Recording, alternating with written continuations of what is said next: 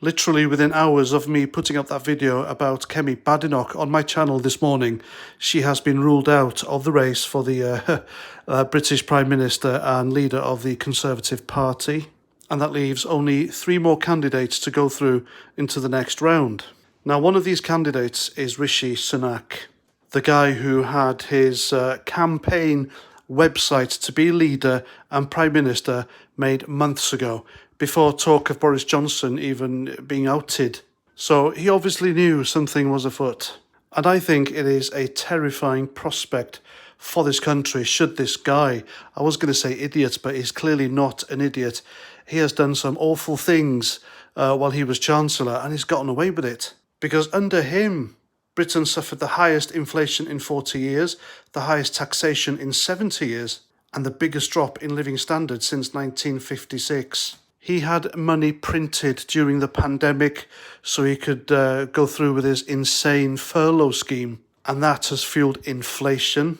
Under him, as Chancellor, the price of food and fuel has gone up, though I see the supermarkets have reduced it by 4 pence. How very gracious of them. And this is the guy who, good God, if he becomes Prime Minister, he says he has a plan to stop inflation and grow the economy. Then why the fuck didn't he implement that when he was Chancellor?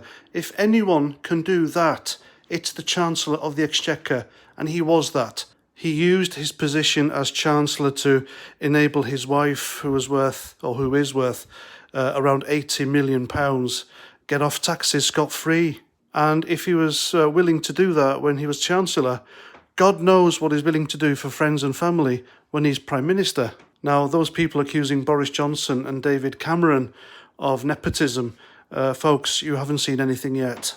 And now it's turned out that his family run a China-linked World Economic Forum partner company pushing digital ID and social credit scores.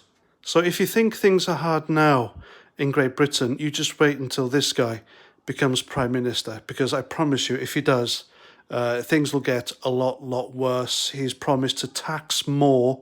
Like I said before, a true Conservative voter would never ever vote for someone who wanted to implement more taxes, because historically the Conservatives have been a party of less tax and less government interference in people's lives. But it looks like he wants to do all that, which goes to prove what Jacob Rees-Mogg said about him not long ago, calling him a lefty implementing socialist policies. I mean, this guy, Rishi Sunak, he might as well be in either Labour or Liberal Democrats, the way he's acting.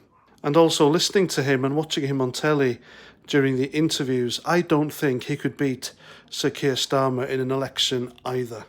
Because his track record as Chancellor is just abhorrent, and it goes against everything that a true Conservative Party ever stood for. So there we go, that's my prediction. Rishi Sunak will be placed in Downing Street. He'll do whatever his globalist World Economic Forum masters tell him to do. And I think it'll be a bad day for both the left and the right should he become Prime Minister. Anyway, that's what I think. Please let me know what you think in the comments. Do you want Rishi Sunak to be Prime Minister, or don't you? Tell me why. And that's that. Until my next video, Roger Trout.